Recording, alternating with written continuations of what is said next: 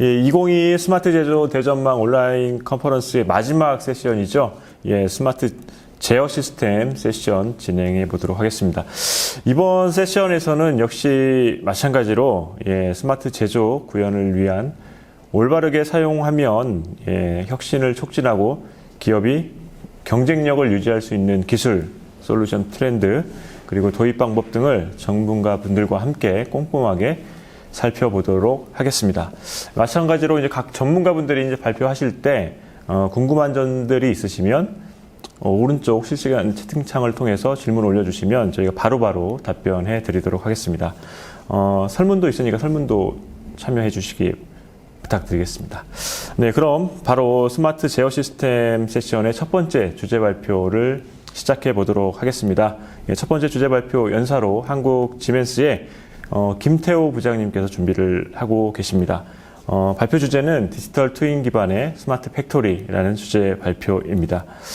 제 옆에 한국 지멘스의 김태호 부장님을 자리에 모셨습니다. 안녕하십니까? 네, 반갑습니다. 반갑습니다. 시청자분들께 간단하게 본인 소개 부탁드리겠습니다. 네, 저는 지금 한국 지멘스에서 디지털 엔터프라이즈 사업부의 부서장을 맡고 있는 김태호라고 합니다. 제가 메인으로 하는 분야는 이제 스마트 팩토리 분야와 이제 디지털 트윈 분야 이렇게 되겠습니다. 스마트 제조 기술 중에 이제 최근에 이제 가장 각광을 받고 있다, 주목을 받고 있는 기술 중에 하나가 디지털 트윈인데 부장님께서는 왜 그렇다고 보십니까? 일단 저희가 맨 초창기 2000년대 초에 이제 디지털이라는 화두가 있었죠. 이제 기본적인 이런 연속 신호를 짝에서 하게 되면서 지금과 같은 통신망이 발달했는데 이제 거기 상당히 더 나아가서 이제 실존하는 이런 현실을 한번 바꿔보자 디지털화로 그렇게 나가는 그런 화두라고 보면 되시겠습니다. 네, 알겠습니다. 그럼 오늘 이제 발표해 주실 내용 중에서 시청자분들께서 어떤 부분에 좀 주목을 해서 보시면 업무에 도움이 되실까요? 현재 뭐 4차 산업혁명 뭐 이런 말들이 많은데 거기에 대해서 정확하게 어떤 개념인지 잘 모르는 분들이 계세요. 그래서 그 부분에 대해서 뭔가 그래픽적인 부분보다는 현실 세계와 이제 가상현실 사이의 피드백이라는 부분으로 보시면은 조금 더 쉽게 이해가 되실 것 같습니다. 네, 알겠습니다. 부장님께서 말씀해 주신 부분 기억하면서 발표 경청해 보도록 하겠습니다. 부장님 발표 시작해 주시죠. 예, 제가 오늘 말씀드린 내용은 디지털 트윈 기반의 스마트 팩토리 시스템입니다. 기본적으로 기존에 저희가 공산품을 생산하던 공장은 다양성이 조금 부족했고요. 그 다음에 어느 정도 유연함이 좀 부족했습니다. 그런 부분에 있어서 조금 더 발전된 데이터베이스를 기반으로 한 공장 시스템이 되겠습니다. 이 부분이 어젠다고요. 먼저 저희가 이제 4차 산업혁명 시대에 살고 있다고 하니 산업혁명에 대해서 먼저 말씀을 드리도록 하겠습니다. 산업혁명이란 거는 보시다시피 1차와 2차, 3차, 4차 이렇게 나누어져 있었고요. 맨 처음 1차는 이제 방직기, 제임스 와트라는 분이 방직기를 하게 되면서 이제 증기기관을 발명하게 되었죠. 그렇게 되면서 기존에 이제 넓은 땅을 가진 봉건 영주들이 이제 득세하던 세력에서 이제 지리적인 입지가 중요하지 않게 되고 이제 연료 등을 운송할 수 있는 수단이 발달하게 되면서 이제 1차 산업혁명이 일어났습니다. 그러면서 2차 산업혁명에서는 이제 전기의 발명으로 인해서 이제 컨베어 벨트라는 이렇게 돌아가는 모터 시스템에 의한 소품종 다량 생산의 체계가 이제 구축이 되는 시기고요.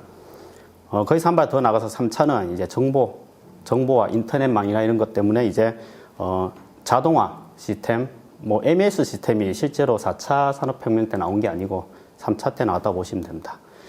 각각의 혁명, 그러니까 혁명이란 말은 하나의 희생이라는 그런 단어가 들어있거든요. 그래서 1차 때는 봉건영주가 몰락을 했었고 2차 때는 이제 식민지 침략이 굉장히 활발했었죠. 그래서 3차 때는 이제 지리적이거나 이런 특징을 가진 나라들의 경계가 무너짐으로 인해서 정보통신망이 이렇게 발달하게 되게 되면서 이제 그런 입지에 유리한 나라들이 경계가 사라지고 그 다음에 이제 노동자들이 자동화 시스템이 들어오면서 약간의 이제 피해를 입게 되는 부분이죠. 그거는 이제 4차에 가면서도 조금 비슷한 부분이 있게 됩니다. 그래서 이 부분에 대해서 사이드 이펙트를 얼마 줄이느냐가 이제 정부나 이런 쪽에서 말씀하시거나 생각해야 될 부분이고요. 그러면 도대체 4차 산업혁명이란 무엇이냐? 3차, 4차, 구분을 안 짓는 분도 계시고요. 이게 3.5차라고 하는 분도 계시고. 근데 실제로는 굉장히 큰 차이점이 있습니다. 이거는 이제 조금 개념화 시켜서 그린 그림인데, 실제로 왼쪽에 보시면은 이제 실제 생활, 리얼 월드가 있고요. 다음 오른쪽에 보시면 이제 말씀하신 디지털 트윈이나 그런 가상 현실이 있습니다. 기존에는 이제 현실과 가상이 분리가 돼 있었죠. 하지만 지금은 빅데이터, 그러니까 많은 데이터를 가지고 그에 대한 재가공을 할 수 있는 그런 인터페이스가 구축이 되었어요. 가령 뭐 대부분 사람들 왼쪽에 스마트워치나 이런 걸 차고 계시죠. 그러면 그 데이터를 전송을 받아서 그걸 다시 내 혈압에 문제가 있다, 심장박동에 문제가 있다 이런 부분을 피드백을 주는, 그러니까 지금 보여지는 그림과 같이 하나의 현실 세계와의 피드백을 줄 수 있는 이런 한 루프가 그려져야 지금 현재의 4차 산업혁명이라고 보시면 돼요. 물론 이전에도 가상현실이 있었고 이전에도 현실이 있었고 이전에도 시뮬레이션이 있었어요. 하지만 극명한 차이는 뭐냐? 맨 처음에는 이제 뭐 우리가 인공지능을 연구하거나 할 때 신경망 이론이라는 걸 했었어요. 근데 그게 이제 불대수, 참 거짓으로 사람의 인격이나 이런 걸 판단할 수 있다는 연구가 있었는데, 그 부분이 한계에 부딪혔어요. 왜? 도저히 이론적이지 않은 행동을 하는 이제 알고리즘이 나오니까. 그래서 조금 멈칫해 있다가 어떤 부분의 발전이 이루어졌냐면 저장 매체의 발전이 이루어졌어요. 옛날에 비하면 지금 굉장한 저장 매체, 그러니까 저장 공간의 발전이 이루어져서 옛날에는 1메가, 10메가, 뭐 100메가 이렇게 말하던 걸 지금은 말할 수가 없어요, 용량을. 그래서 말 나온 게 빅데이터는 말이죠. 그냥 큰 데이터. 이게 굉장히 용량이 많지만 크다. 그럼 이 데이터들을 수집해서 계속 반복된 걸 보게 만드는 어린이들이 맨 처음에 하는 학습이 이건 엄마야, 이건 꽃이야, 이건 아빠야 이렇게 하는 그런 것처럼 가르치는 거예요, DB를 가지고. 그게 이제 머신러닝이라고 하는 부분이죠. 그러면은 그 머신러닝과 그런 그 머신러닝을 가지고 하나의 알고리즘이 만들어진 인공지능끼리 서로 토의를 하면서 결론을 도달하게 하는 게 딥러닝 기술이고, 그건 이제 알파고 때 나온 기술이고요. 그래서 4차 때는 결론은 DB입니다. 데이터베이스. 얼마나 많은 데이터베이스를 수집해서 그거를 2차 가공을 해서 현실 세계 피드백을 주느냐예요. 그러면 실제로 사회자님도 지금 현실적으로 제일 우리 생활에 근접해 있는 디지털 트윈이 뭐라고 생각하세요? 글쎄요. 자율주행입니다. 자율주행. 실제로 이제 네. 많이 모르시는데, 이제 제가 여기서 아까도 포커싱을 해야 된다고 말씀드린 부분이 그래픽이나 뭐 이런 화려함을 가지고 디지털 트윈을 말하는 게 아니에요. 그거는 그냥 3D 게임일 뿐이고요. 실제로는 우리한테 피드백, 자, 지금은 자율주행 레벨이 좀 낮지만은 테슬라 같은 경우는 어떻게 보면 거의 소프트웨어 회사죠. 자동차보다는. 이분들이 가지고 있는 DB는 누구도 따라갈 수 없어요. 막대한 양을 가지고 있습니다. 그러면 그 DB를 가지고 제가 말씀드린 똑같은 이 피드백 하나, 제가 핸들을 잡고 있지 않아도 앞에 있는 모든 사물들을 보고 판단해서 핸들의 현실 세계의 그 핸들과 조향장치와 브레이크에 피드백을 주는 거예요. 그렇게 생각하시면 굉장히 심플하게 판단이 되십니다. 그거를 뭐 건설에 적용하면 뭐 스마트 시티가 되는 거고, 농업에 적용하면 스마트팜, 그다음 뭐 제가 말씀드린 공장에 적용하면 스마트 팩토리가 되는 거죠. 굉장히 심플하게 설명을 하나 드리면, 그러면 자동화 때도 센싱을 하고 피드백을 줬는데 그게 뭐야? 라고 물어보실 수가 있어요. 아까 말씀드린 3차 때 오토메이션은 DB가 빠져 있습니다. 물론 있긴 있었지만 지금만큼의 DB 활용에 대한 생각이 없었어요. 그래서 이렇게 설명을 많이 드리죠. 제가 세미나 같은 걸 할 때는 화장실이 있어요. 근데 그 화장실에 저희가 탁 들어가면 불이 켜지고 나오면 꺼지는 거는 3차죠. 왜? 센서 하나 가지고 들어왔다 나갔다만 판단하는 그건 온오프 스위치입니다. 하지만 그 화장실에 들어가는데 제 얼굴을 인식해서 불이 켜지고 제 이름을 불러주는 시스템이 있다. 뭐 현관문이나 그런 게, 그런 거는 이제 4차 때 나오는 데이터베이스를 활용해서 피드백을 주는 거죠. 이 부분이 핵심이라서 제가 조금 길게 설명드렸고요. 뒤에 부분들 이제 조금 기술적인 부분도 있고 한데, 이제 저희 회사에서 나가는 방향도 있고 하지만 최대한 이제 객관적으로 좀 말씀을 드릴게요. 지멘스가 뭐 선도를 한다, 독일이 선도를 한다, 이런 부분들이 많이 있지만은 결국은 대부분 회사들이 비슷한 솔루션을 가지고 있습니다. DB라는 포커싱을 하고 있고요. 그리고 거기에 따라서 아까 말씀드린 디지털 트랜스포메이션이라고도 하고 디지털 트윈이라고도 하는 예전에 초창기 때에 아날로그 통신을 디지털화 시키면서 했던 그 절차를 이제는 그 신호 체계만 할 게 아니고 전화 뭐 사회자님과 같은 이런 현실적인 물성도 다 같이 넣어서 똑같은 현실을 하나 만들겠다는 거예요. 뭐 요즘 그런 말들이 많이 있잖아요. 그래서 결국 공장을 스마트 팩토리를 짓고 그에 대한 그 솔루션을 디지털화시키고 DB를 가지고 인공지능이 자기가 판단이 살 수 있게 하고 더 나아가서는 이제 서프라이 체인, 그러니까 저희가 이게 공급받는 그런 공장에 공급받는 그 원자재 그쪽 체인의 탄소 배출이라든지 그쪽 체인의 그런 것까지 다 관리를 할 수 있는 그런 솔루션을 이제 전체적으로 가져가는 겁니다. 저희가 조금 빨리 하는 거는 이제 뭐 4차 산업혁명에 대한 이야기가 이제 다보스 포럼에서 처음 나왔었고요. 그러면서 이제 유럽에서 처음 시작된 거예요. 약간의 뭐 그런 정치적인 부분도 있는 게, 3차 때, 원래 1차, 2차 때는 대부분 유럽이 득세를 했었죠. 근데 3차 때 완전히 망가졌어요. 어떻게 망가졌느냐? 뭐 아마존, 구글, 마이크로소프트, 유럽게 없잖아요. 그러니까 이제 다시 한번 더 살려보려고 이렇게 열심히 하고 있고 굉장히 긍정적인 방향으로 미래를 제시하고 있는 부분이 있습니다. 여기 나와 있는 게 이제 저희 쪽 솔루션이지만 다른 쪽도 여기서 크게 벗어나지 않아요. 그러면은, 자, 이제 공장을 예로 들게요. 이제 제가 스마트 팩토리 쪽으로 하니까 공장에 있는 모든 장치들끼리 서로 뭔가 DB를 가져오려면 연결성을 가져가야 됩니다. 그럼 그 연결성을 가져오기 위해서 뭐 가전제품들끼리도 보면은 뭐 여러 가지들이 있어요. 근데 공장의 공작기라든지 PLC 라인들, 이런 제조 라인에는 저희가 OPC UA라는 거 많이 써요. 여기 제 그 워딩이 나와 있는데, 이거 이제 OPC 파운데이션이라는 곳에서 만들어 놓은 각 장비들, 제조업에 쓰이는 장비들만의, 통신 방식, 뭐 TCP/IP처럼, 나는 이 기계에 뭘 요청을 하면 이 기계에 뭐 주겠다. 이런 식으로 하고, 현재 최신 기술로서는 저희 쪽도 마찬가지로 다른 쪽도 마찬가지인 게, 각 공작기계나 아니면 각 PLC 컨트롤러 사이에 서버가 돌아갑니다. 서버가 돌아가서 그 데이터를 저희가 만드는 이제 인공지능 클라이언트라 그러죠. 그쪽에 뿌려줘요. 그러면 인공지능 클라이언트는 이 데이터를 써야 되겠다라고 던지면 얘가 어떤 데이터라고 뿌려주는 그런 통신 방법이에요. 항상 맨 처음 스마트 팩토리를 만들건 뭘 만들건 그런 스마트한 걸 만들기 위해서는 연결성이 확보가 먼저 돼야 됩니다. 그래서 맨 처음 말씀드린 게 이제 연결성. 그걸 하기 위한 방식이 이제 저희 쪽에서는 OPC UA라는 부분이 있고요. 대부분 제조업에서 쓰시는 장비에 최신 장비를 쓰시는 분들은 이 부분에 대한 기능이 들어 있습니다. 자, 이렇게 내가 뭔가를 데이터를 요청을 하면 기계 쪽에서 그 데이터를 던져주는 거예요. 왜? 얘가 배울 수 있게. 아까 말씀드린 머신러닝처럼. 네, 그런 방식. 내가 뭐 알람을 알고 싶다 그러면은 그에 대한 알람 메시지를 다시 주는 굉장히 심플한 방식입니다. 이 방식을 써야 코딩 할 때건 아니면 어떤 다른 뭐 장비들이 굉장히 많은 그 제조사들이 있을 거잖아요. 그에 대한 연결성이 확보가 되는 거죠.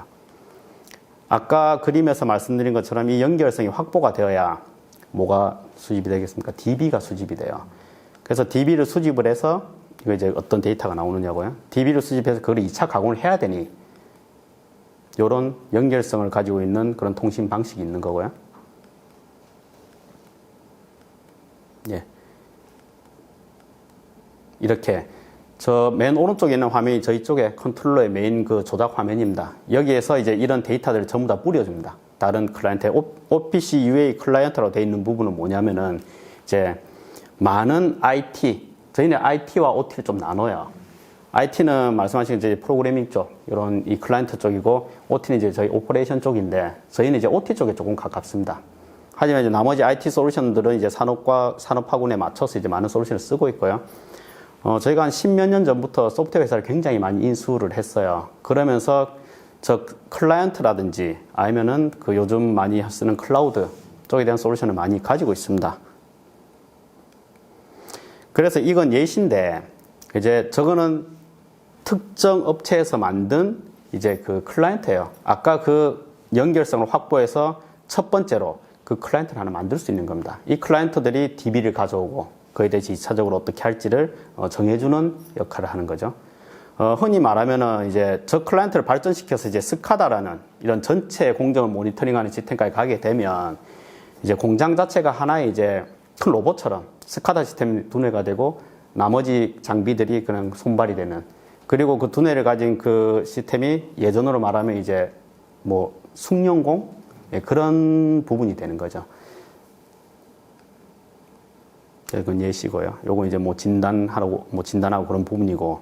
그래서 이 첫 번째 연결성을 확보하고 두 번째 이제 클라이언트나 이런 거 DB를 받아들 수 있는 인터페이스가 들어오게 되면, 그럼 물론 이제 서버나 이런 개념도 나옵니다. 그렇게 되면은 이제 세 번째, 네 번째부터 이제 이 스마트 팩토리를 어떻게 운영하고 얘가 어떻게 돌아가게 만들고, 그리고 실제로 가상현실 속에 있던 제품이 나오지 않으면 의미가 없어요. 어떻게 현실화시킬 것이고 적용시킬 것이냐에 대한 화두가 나오는데, 이제 여기서부터 이제 디지털 트윈이라는 개념이 나옵니다. 결국은 이 컨셉 자체가 이제 저희 쪽에서 나온 컨셉인데, 뭐 다른 것도 대동소이해요.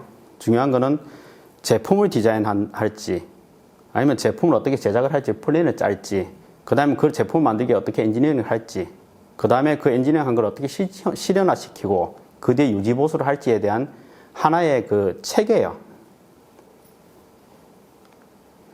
근데 지금은 아까는 일렬적인 체계에서 지금은 어떤 방식으로 바뀌냐면 가상현실이 있기 때문에 그 체계가 동시다발적으로 일어납니다.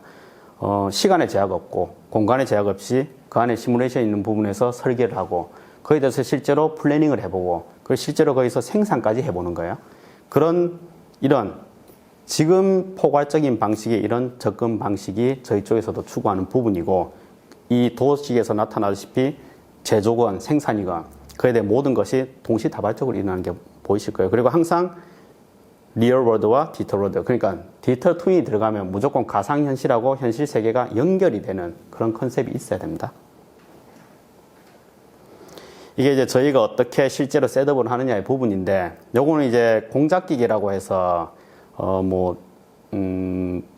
자동차 형상을 이제 만든다든지, 아니면 용접을 한다든지, 구멍을 뚫는다든지 하는 그런 장비를 말하는 거예요. 그 장비에 한해서 디지털 트윈을 어떻게 저희 프로덕트로 구성을 하느냐로 나와 있는 부분이고, 실제로 이거는 이제 저희가 뭐 타사 장비를 써가지고 구현한 부분이고요. 오른쪽이 가상현실이고, 왼쪽이 이제 실제 장비인데, 그 두 개의 장비는 서로 동기화가 돼 있어서 가상현실에서 장비를 돌려도 실제 현실에서 장비가 돌아가게 되는 거예요. 지금 이제 싱크를 맞추는 과정인데, 이렇게 해서 가상현실을 실제 99.9% 현실과 똑같이 맞추는 게 디지털 트윈의 최종적인 목적이죠. 그래서 그래픽적인 부분에 이제 치중을 하는 리소스를 쓰지 않아요. 그것보다는 아까도 말씀드린 것처럼 얼마나 많은 DB를 받아들일 수 있는 인터페이스를 가져가고 그 인터페이스에 나온 걸 어떻게 피드백을 주는지에 대한 문제가 있는 거고요. 그 다음에 가상현실과 현실을 어떻게 연결할지. 저희는 이제 시뮬레이션 모듈이라는 걸 써서 이제 두 개의 NC 컨트롤러와 같이 동기를 맞추는데, 그렇게 해서 얼마나 똑같은 걸 만드느냐에 저희가 목표가 있는 거예요. 그래서 이런 식으로 이야기를 하다 보면 가끔씩 이제 물어보시는 분들이, 그러면 이건 시뮬레이션하고 다를 게 뭐가 있냐? 이거는 뭐 좋은 시뮬레이션 아니야? 라고 말씀하시는데, 그 말도 맞는 말이에요. 왜?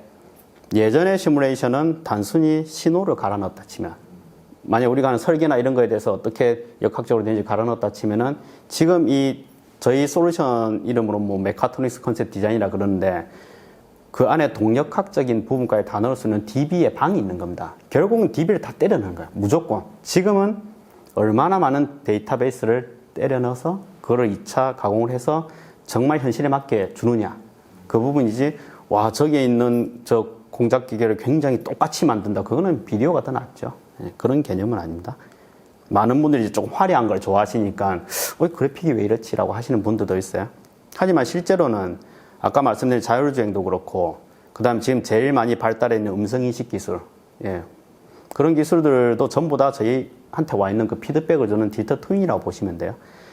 그래서 이 부분들, 이 DB나 이런 부분들 전부 다 이제 구축하고 나면 이런 부분들이 생깁니다. 이제 인라인 레벨, 뭐 샵플로어 레벨, 팀센터 레벨, 이 PLM 레벨이라고 하는데, 왼쪽이 이제 IT 부분, 이제 그 플래닝을 하고 뭐 CAD 캠을 디자인하고 이런 부분이라 그러면, 오른쪽은 실제로 제작을 하는 부분이에요.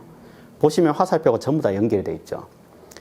기본적으로 이렇게 저희가 4차 산업혁명이나 스마트 팩토리 컨셉으로 만든 공장은 저런 연결성이 확보가 돼야 됩니다.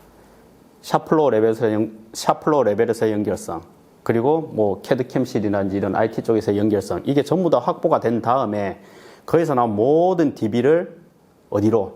저장 매체, 클라우드 레벨까지 올려서 그걸 어떻게 다시 재활용하느냐, 피드백을 주느냐, 이런 식의 고민을 해 나가야 되는 부분이죠. 그래서 보시면 이제 이건 저희 쪽 솔루션 중에 하나인 그냥 이제 그 물류 라인 쪽에 해당되는 이제 트윈 시뮬레이션이고요. 예, 이렇게 자기 에이지브나 이런 부분들이 이제 자기 스스로 움직이는 부분들이고, 그러니까 그래픽적인 부분이 화려하지 않아요. 대신에 저기 있는 모든 형상 하나하나마다 모든 DB가 다 들어있다고 보시면 됩니다. 결론적으로는 이렇게 큰 하나의 공장 자체를 지금 트윈을 만들어 놓은 거거든요. 이제 외국 사례에서 가져온 건데 저희 쪽에 솔루션을 쓴 거예요. 다른 저희 소프트웨어 부서 쪽에서 이제 많이 하시는 부분인데, 각각의 저 장비, 그리고 저기 있는 저 렉, 그 다음에 저 앞에 있는 그래프 하나하나, 저기에 대한 원가부터 시작해서 에너지 소모량, 뭐 탄소 소비량, 이런 부분까지 전부 다 데이터베이스화돼서 들어있는 겁니다. 화려하진 않지만 이 공장을 돌려서 실제로 설계를 해보고, 그 다음에 그 피드백을 받아서 실제 공장을 제작을 했을 때 거의 동일하게 나오는 부분이에요. 이건 이제 테크노마틱스라는 저희 솔루션인데, 보시면은 저 하나하나 움직이는 거 하나하나, 그 다음 뭐 모형으로 사람도 이제 있고 한데, 그런 부분에 있어서 모든 DB가 들어가 있는 겁니다. 그렇게 하고 나면 실제 스마트 팩토리 안에서의 그런 DB 활용, 그러면 조금 더 번져 나가 보면 이제 에스테니움이라는 이제 저희 솔루션인데, 이제 탄소, 지금 뭐 얼마 전에 대선 후보 토론 때도 R200이라니 뭐 그런 부분들이 많이 나오죠. 이제 에너지하고 탄소 절감, 이제 실제로 유럽에서는 저 부분에 대해서 탄소세를 매긴단 말이에요. 자기들이 이제 수출하는 부분, 뭐 볼펜이나 이런 걸 저희가 많이 수출했어. 근데 얘가 우리나라에서 만들 땐 탄소가 얼마인데 너희가 만든 탄소로 보니까 이러면 그에 대해서 그 세금을 물려요. 그런 거 이제 실행을 하는데, 결국 이런 화두가 나와요. 탄소 배출을 적게 하고, 그리고 에너지를 재활용하고, 이런 화두가 나오는 이유는 스마트 팩토리를 하든 뭘 하든 지금 DB를 가져가기 때문에 피할 수 없는 부분이 있어요. 전력 소모죠. 스마트 팩토리가 뭐 전기의 소비를 줄이고 하지 않아요. 실제로 거의 30% 이상 더 씁니다, 전기를. 왜냐? 예전 알파고 바둑할 때 실제로 연산할 때 엄청나게 많은 그 서버 컴퓨터들이 그 에너지 소모했다는 걸 알고 계실 거고, 그렇기 때문에 저장 매체와 그 연산 처리하는데 굉장히 많은 에너지가 들어요. 그러면 그게 증가된 부분만큼 어떻게 낮추느냐의 화두가 있는 거죠. 예, 그런 부분에 있어서 이 부분도 생각을 해서 하나의 통합된 솔루션으로 가져가는 겁니다. 예, 이제 아까 그 네트워크를 통해서 받은 거를 어떤 식으로 모니터링에 사는지 된, 이것도 이제 클라우드 시스템이에요. 보시면 굉장히 대부분 심플합니다. 심플한데 그 DB를 얼마나 많이 모아서 그걸 얼마나 빠른 시간 내에 정제해내느냐의 그 기술인 거죠. 예, 이거 제가 준비한 자료는 여기까지고요. 이제 조금 뭐 말이 빨라진 것도 같은데, 이 부분에 있어서 이제 또 조금 궁금하신 부분 있으면 질문 좀 부탁드리겠습니다. 예, 여기까지 한국 지멘스 김태호 부장님의 디지털 트윈 기반의 스마트 팩토리 주제 발표를 들어봤습니다. 결국에는 디지털 트윈의 핵심은 데이터, DB죠. 예, 데이터베이스라는 거로 귀결이 되는 것 같습니다. 아까도 이제 보여주셨던 이제 시뮬레이션 화면들 보면은 결국에는 화려하진 않지만 각각의 모든 점들부터 해서 모든 부분들에 다 이제 데이터가 이제 들어가 있다라는 말씀이신 거죠. 예. 뭐 실제로 뭐 헐리우드 영화 같은 걸 봐도 이제 굉장히 가상현실 인물을 잘 만들잖아요. 그런 제작 방식을 봐도 이 점 하나하나에 대해서 모든 DB를 가져가는 거예요. 이제 그 배우의 표정을 받아서. 그쪽에서도 똑같은 그런 방식.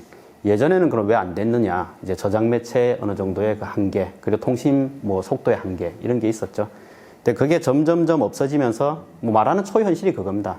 속도의 한계가 없어지고, DB 저장 공간의 한계가 없어지니까, 기존에는 한계가 있어서 아날로그 신호를 끊어서 쓰던 것들을 지금은 이런 물리적인, 이런 매스라든지 이런 것까지도 전부 다 DB에 넣는 거예요. 그래서 현실과 똑같은 피드백. 얘가 만약에 1초에 10개를 생산하면 현실도 1초에 10개를 생산하는 공장이 되는 그런 검증을 디지털 트윈이라고 보시면 되는 거죠. 네. 그렇다면은 차별화 포인트는 뭔가요? 그러니까 아까도 이제 동일한 디지털 트윈 기반의 스마트 팩토리 솔루션이 지멘스 말고도 여기저기 이제 다양한 이제 경쟁사들이 통해서 나오는데 어떤 부분에서 좀 차별화 포인트, 뭐 속도인지 아니면 그 데이터를 그 빅데이터를 정제할 수 있는 기술인지 아니면 뭐 네트워크를 활용할 수 있는 어떤 부분인지 어떤 부분에서 좀 차별화 포인트를 찾아야 됩니까? 저희는 굉장히 오래전부터 이제 암백 공장이라는 실제 디지털 스마트 팩토리가 있었어요. 그리고 지금까지 그 운영을 하고 있고, 동일한 공간임에도 불구하고 굉장히 많은 생산선 향상이 있고요. 그 공장은 자기 자체로 진단도 가능한. 그래서 기존에 다른 업체에서 하지 않았던 아까 테슬라 말씀드린 것처럼 그 스마트 팩토리를 처음 지어서 그 DB를 지금까지 모으고 있습니다. 그 공장을 돌리면서 모으고 있죠. 그래서 그때 이제 조금 차별화된 부분을 말씀을 드린다 그러면은 이미 오래전부터 준비해왔고 그 제조업이라든지 그 공장에 대한 DB를 저희가 굉장히 많이 가지고 가고 있는 거죠. 처음 시작할 때 그 갭은 떨어지지가 않아요. 왜냐?